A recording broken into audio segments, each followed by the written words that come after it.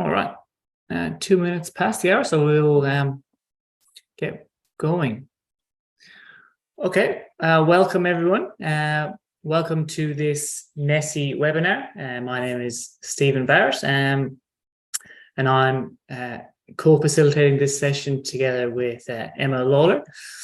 Emma and I are co-chairs of the NESI workshop and webinar team. So welcome and thank you everyone who registered to come today. So I'll give you a brief introduction to NESI and ISBNPA webinars in general, and just some housekeeping so that we can try and run this webinar as efficiently as possible. So ISBNPA run lots of webinars, and they're a sort of additional service to ISBNPA members. Lots of these webinars are organized by special interest groups of ISBNPA, as well as the NESI network as well. So if you feel like navigating to the ISBNPA website, you can see all the different webinars there located under the activities tab, organized by special interest groups. This webinar will be on there, I'm sure, in a short period of time.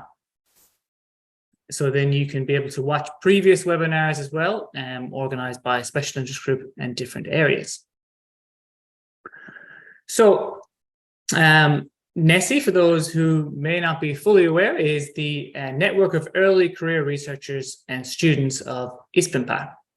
NESI was founded in 2016, and the idea behind NESI is to promote, stimulate and advocate the work and research of early career researchers and students in the area of behavioral nutrition and physical activity.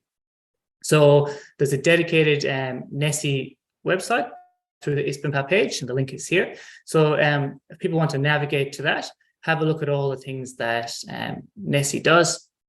There's a spotlight on NESI members, and there's talking about the programs and the activities that NESI do. Workshop and webinaring is one of them, and we have a workshop coming up at the conference, which is timely, given Michael's going to speak about that today. Another new thing that NESI is doing is mentoring. So if you're an early career researcher or student, giving you the opportunity to be mentored by someone with a lot more experience in this profession. So the mentoring program started in the early annual meetings, to give opportunities to connect and engage with members at various stages of their careers. So opportunity for mentors and mentees to match through interests and availabilities. So there's again a link to the mentoring site on the ISBNPA page, and there's going to be a mentoring lunch at the ISBNPA conference in 2023. So if you want to head onto the website there and have a look, you can fill in your details, and there's a list of potential mentors already there, and possibly more to be added to it. So you can have a look at the mentoring side of that. I think that's going to be a very exciting thing at the conference. Okay, so the webinar system, see, we're using Zoom. In this system, all the attendees are muted except for the organizers and the speakers. This will prevent noise and sort of keep us concentrated on Michael's talk. However, we do want to give you the ability to interact with us, to ask questions and to make comments. So Emma and I will sort of aggregate all the comments at the end of the talk. If you have a question, please use the Q&A box, and they'll be linked in there, and we'll be able to answer them as we go. You can also use the chat, but really try and use the Q&A box as much as you can for asking questions, and we'll get them all to Michael, and hopefully he'll be able to give you answers to any of your questions. So at the conference, we're going to have a NESI zone as well. So anybody who's attending the conference, make sure to come and check that out. There'll be NESI members there who talk to you about the programs that NESI offers, as well as giving you information on networking opportunities at the conference. So the reason we're all here is to hear from Michael and his expertise. So Michael is an executive dean Health Research Fellow at the Baker Deakin Department of Lifestyle and Diabetes within the Institute for Physical Activity and Nutrition. That's a pretty big title there, Michael. So Michael's research focuses on understanding how physical activity and sedentary behavior affect cardiovascular, cognitive, and metabolic function. In addition to his academic work, Michael's also a science communication expert. He co-hosts a podcast called Let's Talk SciComm, a very engaging and informative podcast, which gives advice, tips, and interviews about how to communicate your science in effective and engaging ways. So it's well worth a listen. And he had a recent podcast around getting the most out of attending a conference, so that's a good one to check in with as well. In this webinar, we're lucky to have Michael talk about some strategies for getting the most out of attending a conference, especially when it comes to networking, which can be challenging for all of us. And we hope this webinar will be timely with the ISBNPA conference coming up. Michael and I met last year at the ASPA conference. We did some networking and it's ended up in this talk today. So that was, there you go. There's a shout out for networking opportunities. Okay, so without further ado, that's enough out of me, and I'll pass you over to Michael. Right, thank you so much for the introduction, Stephen, and it's an absolute pleasure to be presenting to you today. It's very exciting that we've gone through a period where we didn't have face-to-face conferences, and I think everyone is kind of readjusting and learning how to how they work. Again, as Stephen mentioned, I teach science communication, and I'm going to be taking a bit of a communication lens to conferences, and I really would love to share some tips with you around communication at a conference. So that's going to cover preparing for talks, but also networking as well. And I just want to finish up with some conference top tips. Now, I also realize that we've, probably got varied experience in the audience as well. Maybe this is the first conference that you've ever been to for some of you. And I know for others that you'll be much more experienced with attending conferences. So I want to leave a little bit of time at the end for some questions and discussion. It'd be great to share your insights on how to get the most out of conferences, and have a bit of a discussion around that. As Stephen mentioned, I have a science communication podcast with Jen Martin here. We both teach science communication at the University of Melbourne, and the podcast really grew out of wanting to spread what we teach to a wider audience, because we really believe in the value of science communication. I think it's something that scientists are expected to be able to do, but they're not necessarily taught explicit communication skills as part of the training to become a scientist or to become a researcher. We, I guess, are driven by this quote here that science isn't finished until it's communicated.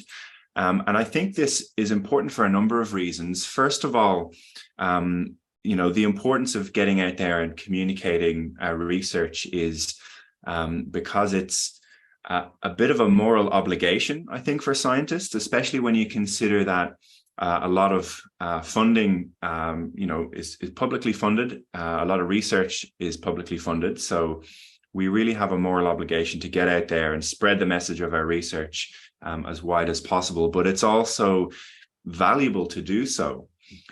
So activities like attending a conference and, networking and having some, informal discussions are really, really valuable to your communication as a scientist. And it's oftentimes when you think about science communication, or when people think about it, they might think about, that's, when you're on TV or when you're on the radio, talking about science. but actually it's a fundamental part of our job. It's a part of our everyday job as scientists. It is about, speaking up in lab meetings. It's about networking. It's about recruiting participants. It's about communicating with your supervisor. It's about mentoring students. So it really is embedded in our day-to-day. And because of that, I think it really pays to think about how can we, do it a little bit more effectively. When you're at a conference, of course, many of you will be presenting, either an oral presentation or a poster presentation. And the biggest take-home message from what we teach in science communication is to really tailor what you are saying to suit the audience. And I think it really goes maybe one step beyond that it is about understanding your audience and tailoring your communication, but it's also about respecting your audience. And that is about, respecting their time. If you've got a limited amount of time for giving a talk, you don't want to go over. If you go 5 minutes over your talk time, you've wasted 5 minutes of your own time. But if there's 100 people in the room, you've wasted 5 by 100 minutes. So it really is important to stick to time. It's also important to respect your audience in terms of respecting their intelligence. And I love this quote here.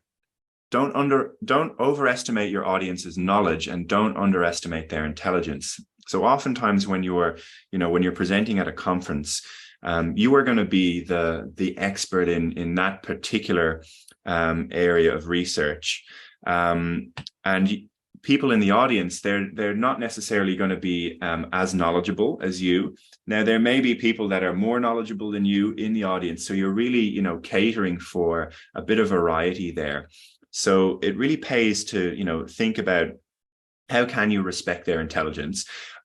I think oftentimes when we present our work, because we work in kind of a competitive system where we're working with a lot of smart people all the time. When you go to a conference, you meet a lot of smart people.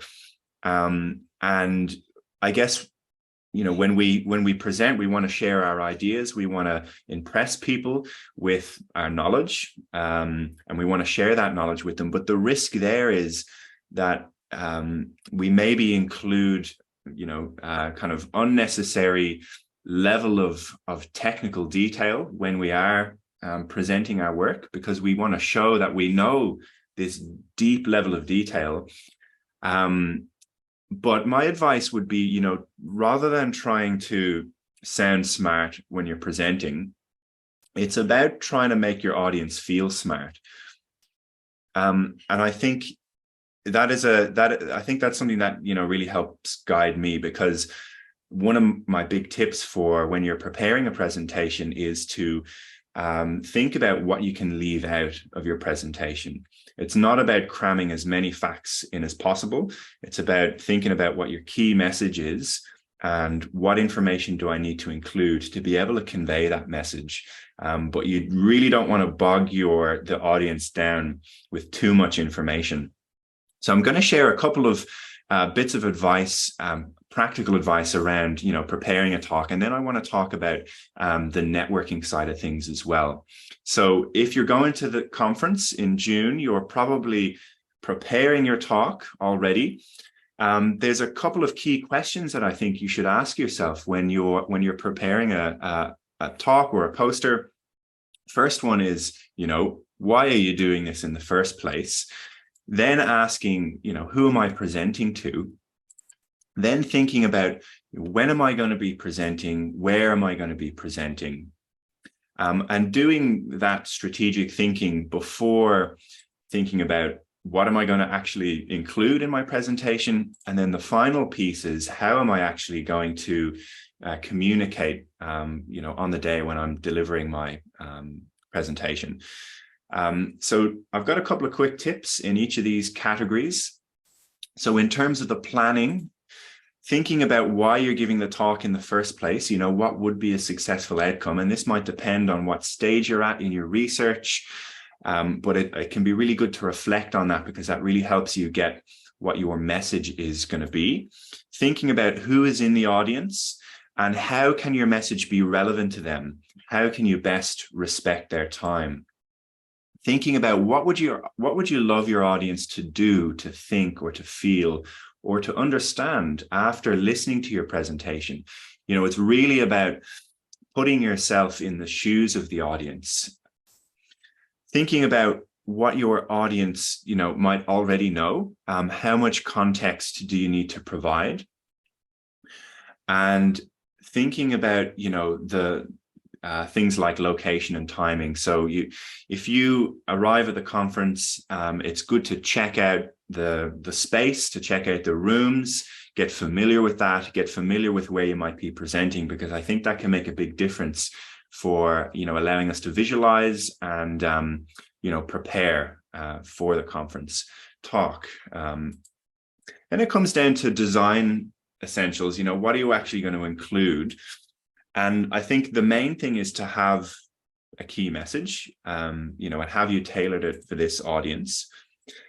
Thinking about what language is going to be appropriate. And I guess technical terms is the thing that pops up there that you're going to be tempted to include.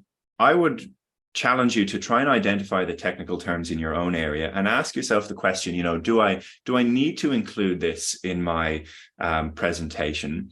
Does it carry any special meaning? And if not, then maybe you can replace it with, you know, another explanation or another word. But maybe it does carry some special meaning, in which case it's fine to leave in. But maybe you want to tag on a little bit of an explanation around that.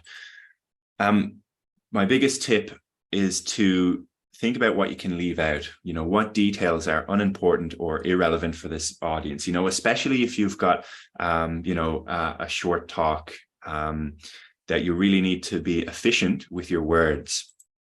The advice of tell a story, I think a lot of people would have heard before.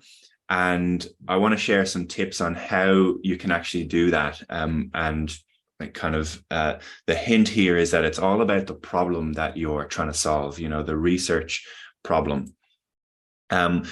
If you've got slides, minimize text and build slides sequentially.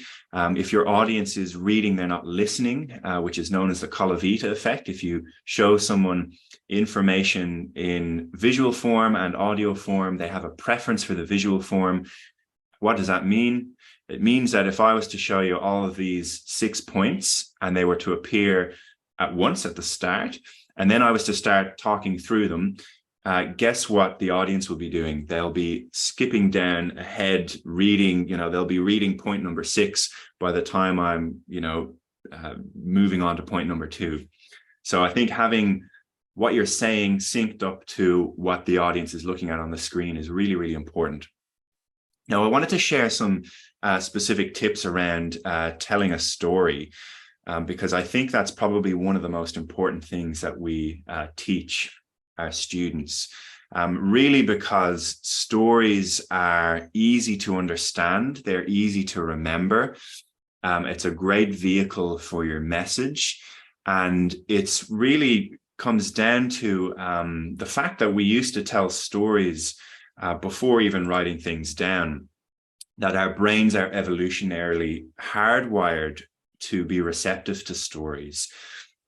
And I suppose then, you know, that's all well and fine, but how is that relevant to science?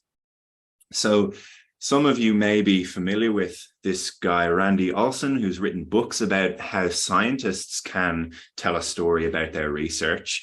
And he's really got quite a simple formula that I'd love to share with you now. So the formula for putting your research into a narrative structure is the and, but, and therefore formula. I think this is really important because the default here is just using the and part of this formula.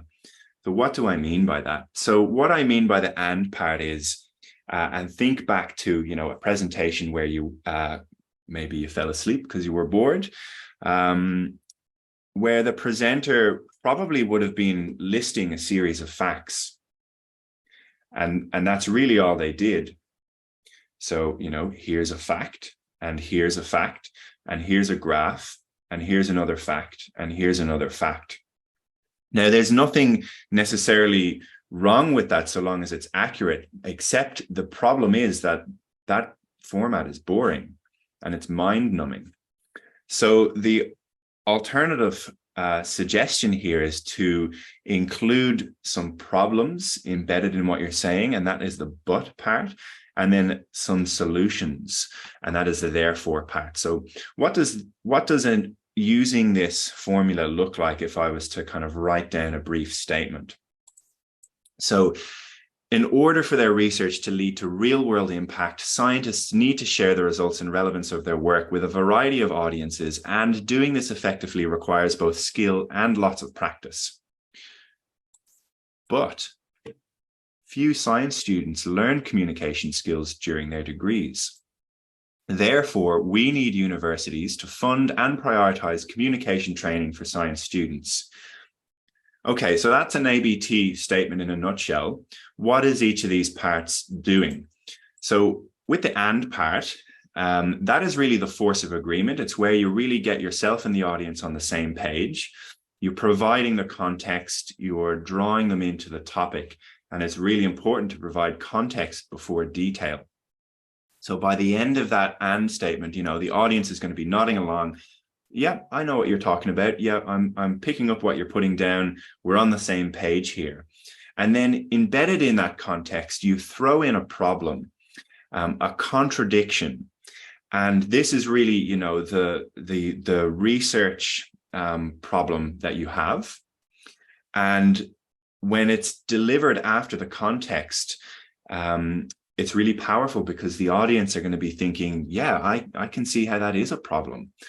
Now, the importance of doing it in that order is that the context is all about priming the audience to care about the specific problem that your research addresses.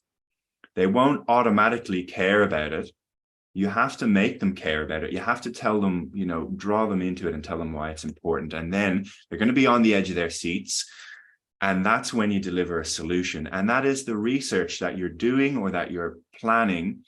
And it's the force of consequence. And when you structure your ideas in this format, you know, the audience are going to be thinking, phew, I'm massively relieved. So that is really kind of a quick rundown on the ABT, but I do encourage you to go and have a look into that a bit more. Now, some other elements here relate to starting your talk with a hook. And, you know, I've got a couple of tips here about how you can do that. You know, one of them being, how does the science relate or impact to, you know, the life of the audience? And this is going to vary from, you know, person to person, depending on what your research is. But starting off with a hook is a little bit different to the default way that I think a lot of presenters start. And you're all familiar with the default way, right? The talk is printed in a booklet where you know who the speaker is, you know what the title of their talk is, and you know what their topic is. You arrive at the session, the speaker's slide is up, their name is on it, the title of their talk is on it. There's a chair also at the session.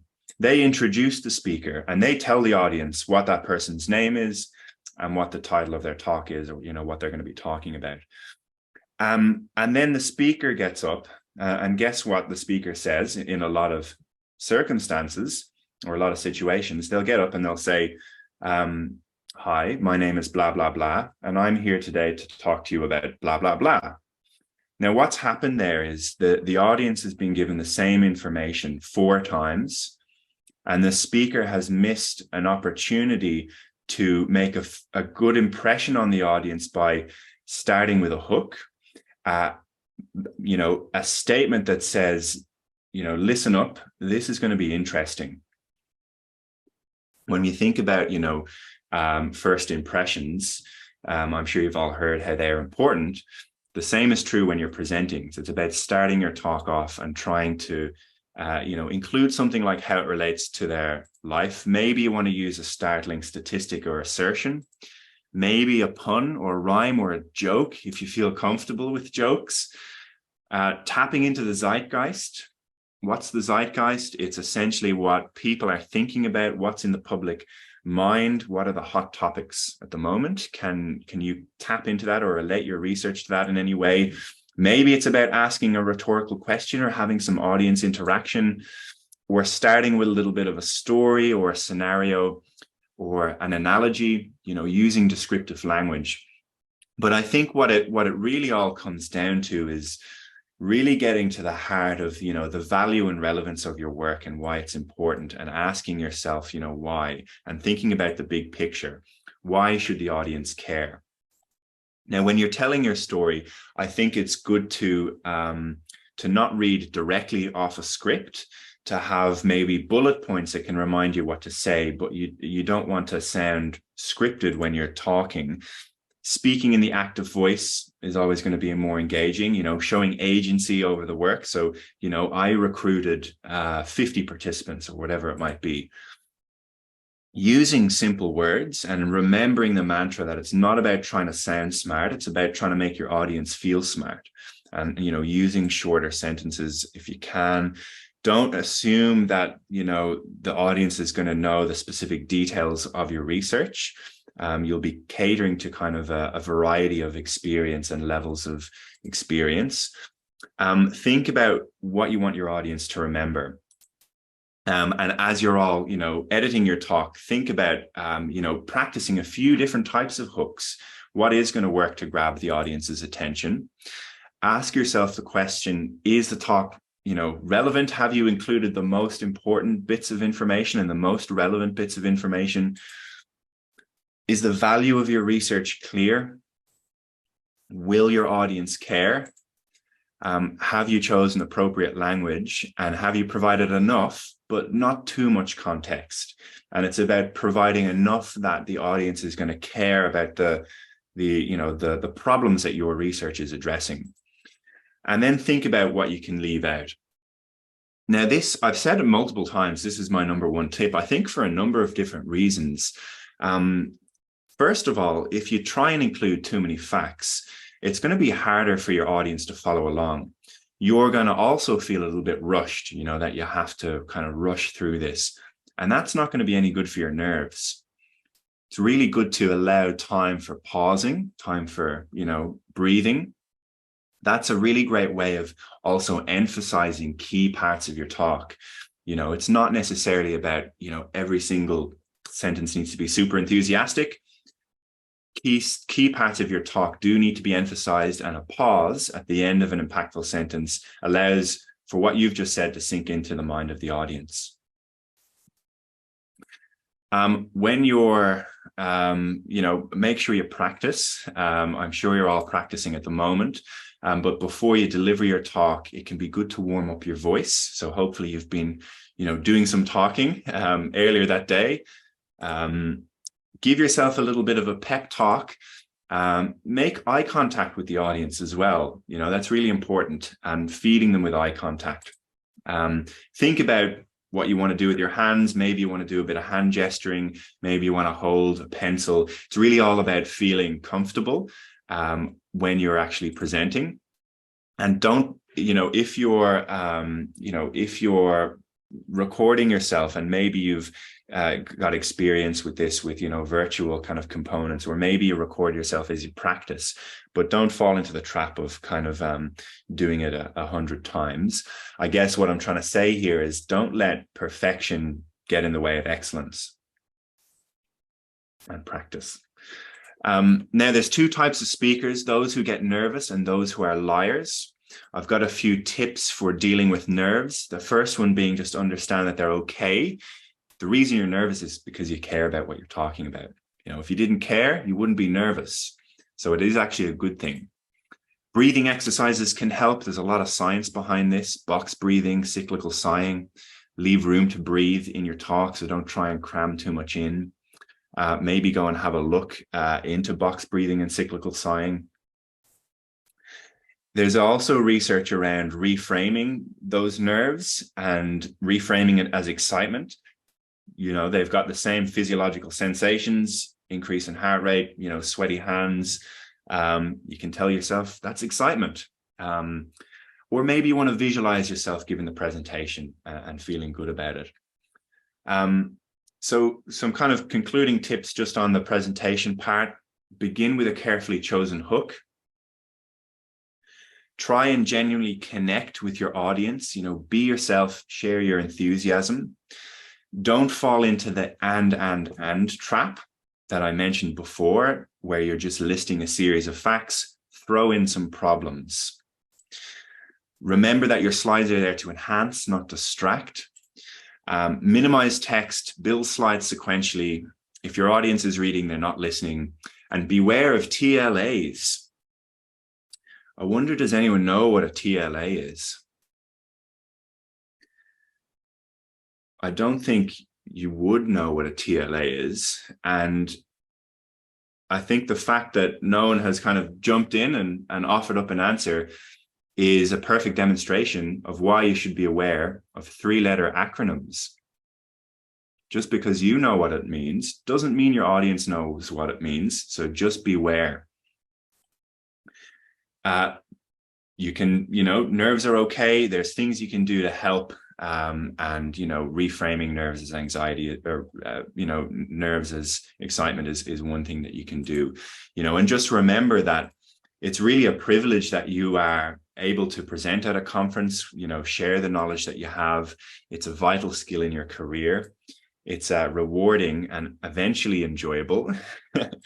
So, be enthusiastic when you're out there presenting, be accurate, but most importantly, be yourself. I think that's the most important thing at the end of the day. A lot of the tips that I'm sharing, I'm not saying this is how you have to do it. These are just some things that you might find useful, you might not find useful. You probably won't find all of this useful, but it's really about finding your own style and being genuine. So I've got some tips that I'd like to share about networking. So you're going to be mingling with people, and you've probably heard, this term, the elevator pitch. And I would recommend having 2 versions of your elevator pitch ready. And an elevator pitch is essentially where you've got kind of a limited amount of time to talk to someone because, there's other people there. And you want to kind of, convey some key ideas or make an impression.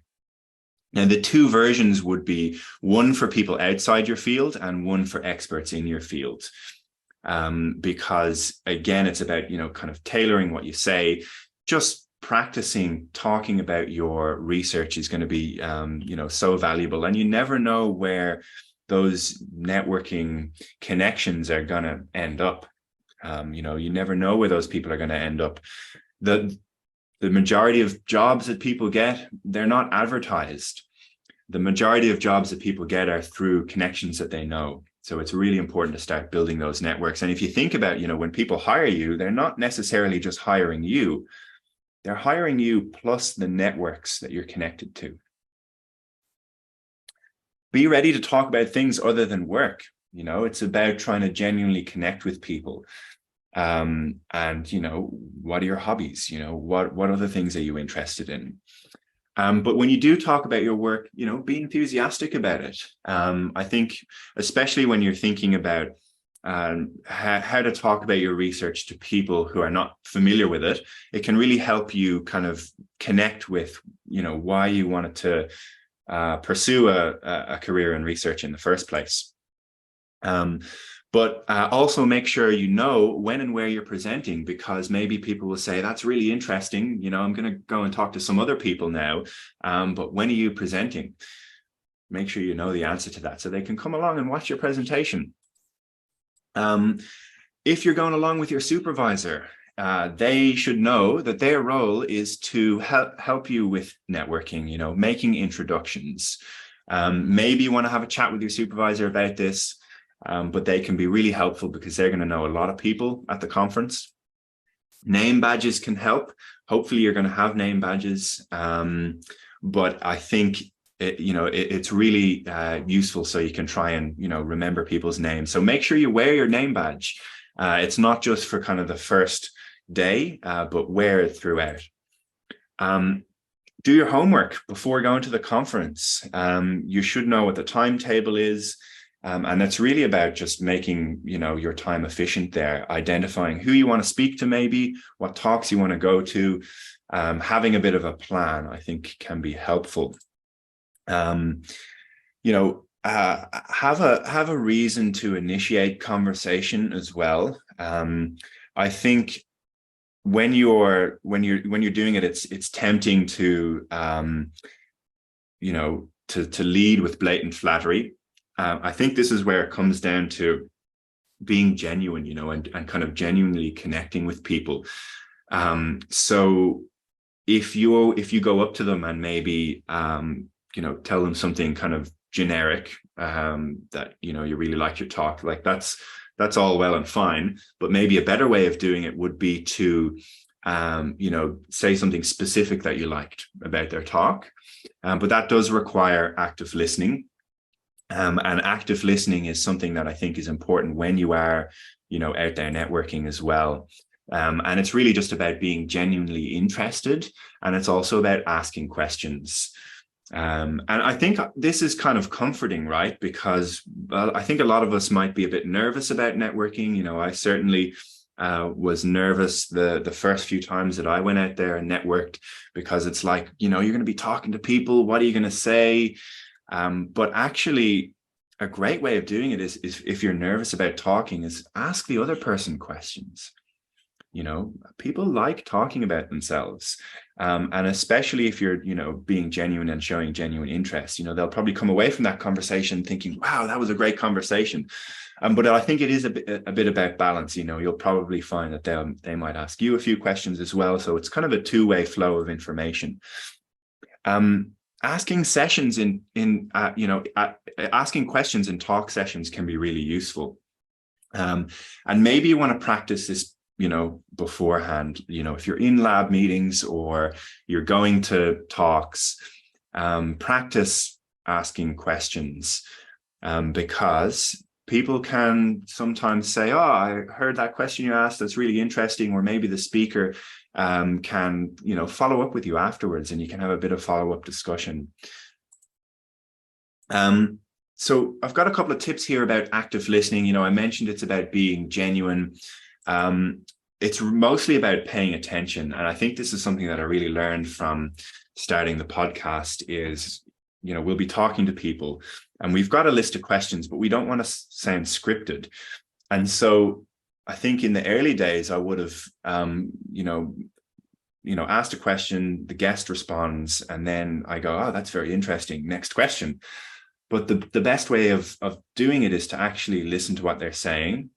And maybe you actually need to ask a completely different question that's not on the script. And so you really need to pay attention. So rather than thinking about what you're going to ask next, think about what the person is saying. And doing that is going to lead to, better questions when you're in sessions and also when you're out there networking. It's about showing empathy, which is, really, maybe kind of reflecting back, what they're saying. So, if you're kind of talking to someone in a bit of a networking session, that just demonstrates that you've understood what they said, that that you're kind of on the same page. Sometimes it can be good to clarify, if you're chatting to someone you're not quite sure you understand, rather than kind of pretending you know what they're talking about or that you're following along. It's much better to ask for clarification so you can kind of, make sure that you're with it. And then, summarizing what someone has said can be really satisfying to them, because it really shows that you've kind of understood what they've talked about. You can also have, some strategy, and this is going to be, personal and, varied, and, it'd be great to maybe get a bit of discussion on this in a moment, about your conference strategy. But some tips that I have is that you're not just there to hear talks, you're also there to have talks. So, it is about connecting with other people. It's okay to miss some sessions. You don't have to go to everything, but you don't want to miss too much of the conference as well. Don't miss the talks of people that you want to meet. And don't miss plenary sessions, because usually plenaries are designed that everyone comes together and is in the same room at the same time. And oftentimes it's a great conversation starter. That plenary was great, and that's a great way of kind of continuing the conversation and networking. Everyone's going to have that as a shared experience, as something in common.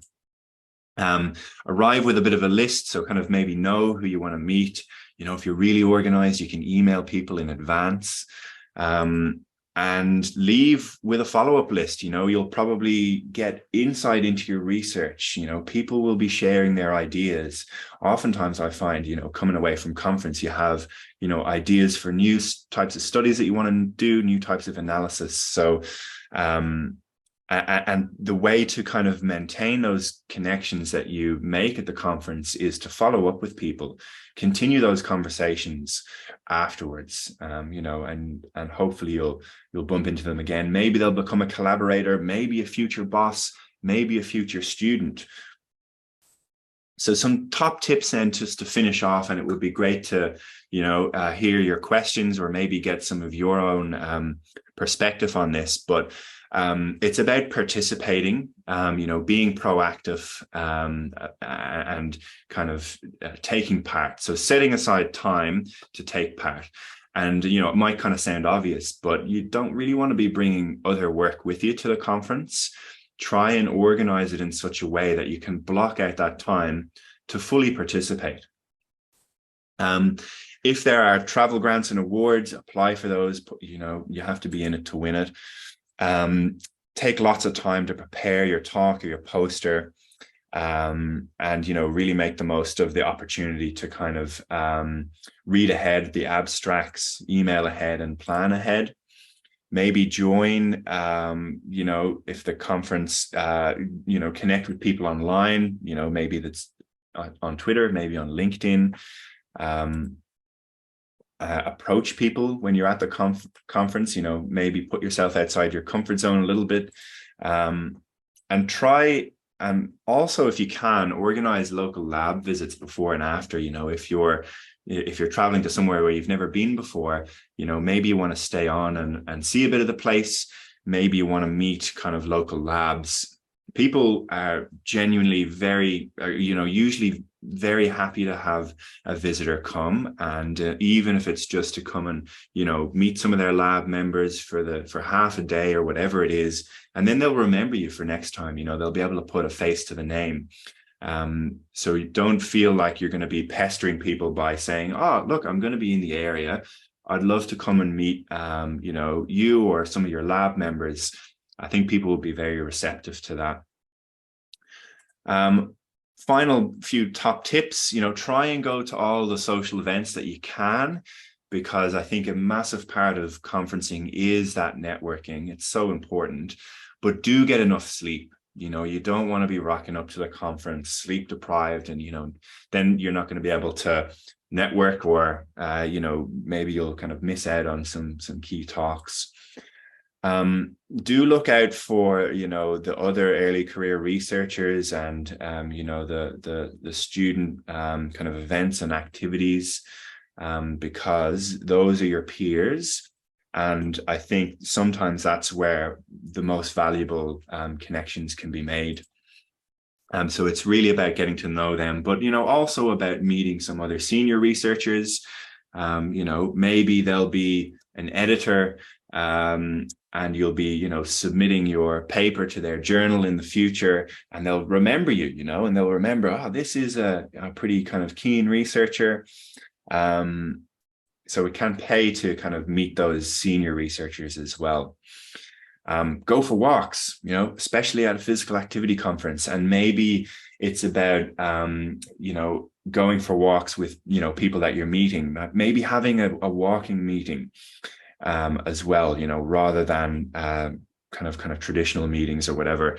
That can be really helpful, and you might get to see a little bit of the place as well.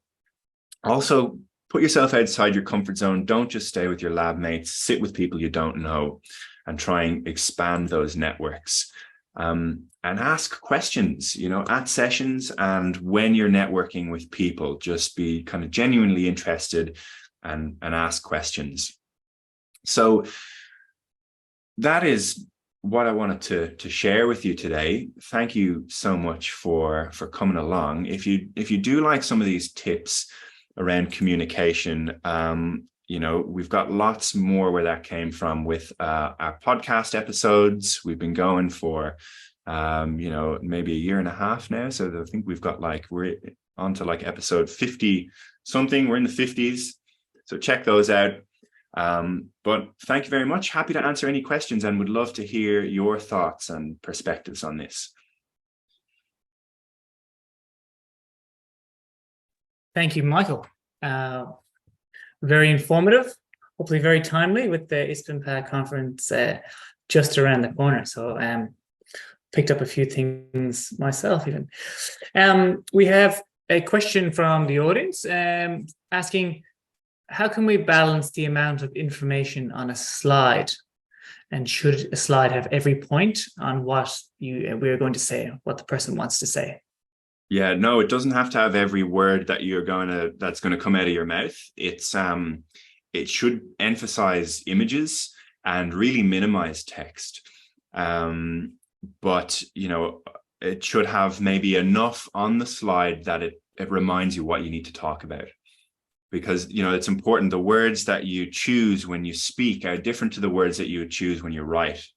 I'm sure you can all think of some examples of words like, I don't know, furthermore. You know, when was the last time you said furthermore down at the pub? So you really want to have minimal text, but just speak to those points or speak to those images and choose the words that you would normally choose. But you don't want to try and cram in too much information on your slides. I think it's a question of asking yourself, you know, what can I take out here? Yeah, nice. I've got a question for myself, and I did see in your bios, you know, sneaking up reading about you, you'd done some 3MT, represented universities. You've obviously moved pretty well in the 3MT stuff, which makes sense as a science communicator. And the notion of getting a hook and selling a story, do you think for a student or an early career researcher, that's, is there a danger there of trying to get a hook and be funny and flatlining rather than go and give a sort of very regimented presentation? Or is it worth the risk? Yeah, look, I think it is worth the risk, but there's lots of different ways that you can hook in the attention of the audience. So maybe the joke is, for the more advanced, the more advanced level, but it's all basically, what you feel comfortable with. I think for a lot of people, they might be able to include, maybe a startling fact or assertion, especially if your research relates to any type of disease, where you can really give the audience a sense of the burden of that disease in the beginning. But think about maybe a creative way of doing it. Maybe it's about saying, look to the person to your right, look to the person to your left, one of you is going to get X disease, statistically, 1 in 3, or maybe it's a rare condition and it's about saying, look, it's rare, but if you get it, this is what it's like. So yeah, I would challenge you to put yourself outside the comfort zone, and even just, including something small that's a bit interesting at the start, I think can help. Nice. And perhaps to practice it. Yeah, practice beforehand. It's not going to be the first time you've done it. And it's about practicing in front of other people, right? So maybe your supervisors. Because I think at the end of the day, it's about this balance of being engaging, but also being informative. So of course, you could be engaging, you could get up there and do like an interpretive dance. But if it actually doesn't relate to your research, then it's probably, inappropriate to do that. And, my dance moves would just be inappropriate anyway. So think about choosing a hook that actually kind of aligns with what you're going to be talking about, and then practice it with other people. Yeah, nice. We have another question from Kevin in the audience. It says, a lot of presentations in symposium, probably be laid out as introduction, method, results, conclusions. from your perspective, is it difficult to merge the standard layout with storytelling techniques, the ABT framework? Yeah, look, I think that's important. I mean, and that is a good framework, because it really, I guess, it forces, researchers to begin with, some context. But you can absolutely embed the ABT framework within that. It's really about really clearly identifying, the problems that your, research addresses. Within the introduction, or maybe sprinkling some, a few different problems throughout your presentation. So it is a tool that you can use. It's, don't think about it in terms of kind of a black and white, it's either the ABT or it's either, intro, methods, results, conclusion. You can blend them. And I think it is about, sprinkling it with problems. Now, the thing with that is, any problem that you introduce, it should have a solution. So, you want to introduce problems that you're addressing as part of your research. And I think a good way then to end the talk is to maybe circle back to some of those bigger picture points. So the way I like to imagine it is, starting off with the wider context, narrowing down into some detail, but then, maybe returning to some of those big picture points at the end as a way of kind of having a strong ending. Yes. So you're not throwing out random facts without linking it to your talk. Yeah, exactly. Yeah, good. I've got one more question, if you don't mind. For people who might be going to conferences alone, and don't have a supervisor to lean on, and they see someone in the audience they really they'd love to collaborate with. Any tips for walking up to them and saying hello? I think that's a good point, because people do attend conferences, as an individual. I think that the main thing is to realize that everyone's in networking mode, that people are expecting people to walk up to them and introduce themselves. And maybe it helps to maybe know, who they are. So you can, start with something. Maybe you saw their talk, maybe you read a paper that they published. Maybe you've had some previous interactions before. Maybe you know people in common. Whatever it might be, it's just about getting kind of a bit of an entry into conversation there. I guess the easiest one is, if there is someone that you want to meet, look up something about them, maybe a paper that they've published or maybe a talk that they've given, and, lead with that. But yeah, look, don't be afraid. People are going to be in networking mode and they're going to be expecting this to happen. Yes. Emma. Yeah, I was just going to share some of my experiences and thoughts, if that's okay. I agree with what you've just said there as well. I remember previously at ISBNPA, someone saying kind of, I didn't want to go up to people, and it was maybe not a cultural thing, but some people have absolutely no fear in certain places as well, just go up. But yeah, what you had said about the elevator pitches, I remember one of my most embarrassing times at one of the ISBNPA conferences, someone just kind of asked me a simple question like, what is your research showing? And I'd been so in the depths of my PhD, just having a concise answer, I just kind of completely mumbled it, and just, such a simple question. And even as well, previous people I've met at the conferences have ended up actually being my boss, as in, because I'd had an informal conversation at a conference, it kind of already meant I had a bit of rapport. And actually, even just at the interview, it really just even kind of broke the ice and just kind of made it a lot more relaxed. They already knew about my research, and we're able to have a talk about kind of a previous experience at ISBNPA. So I just wanted to really kind of highlight those things that kind of really resonated with me as well. So. Yeah, that's great. Yeah. Thank you for those observations.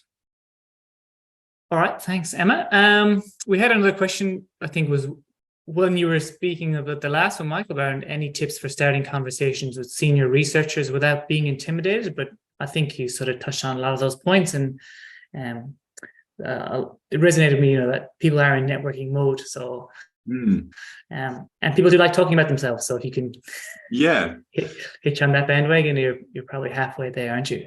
Yeah, I mean, look, the simplest introduction is just to walk up to someone and say hi, and they'll probably start talking about themselves. But it's all about kind of what you feel comfortable with. Maybe you just want to hang around the edge of a group and listen in for a little bit before you contribute.